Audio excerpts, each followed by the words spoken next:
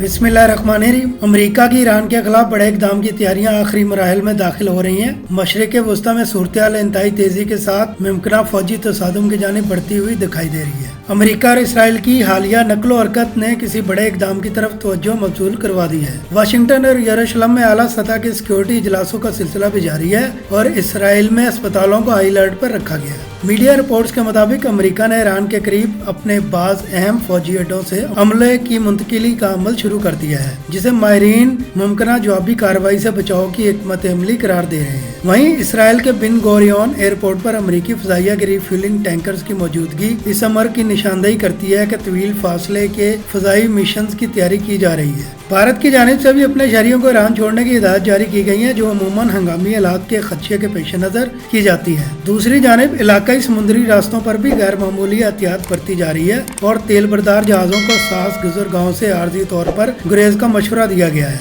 जो मुमकिन खतरात की अलामत समझा जा रहा है।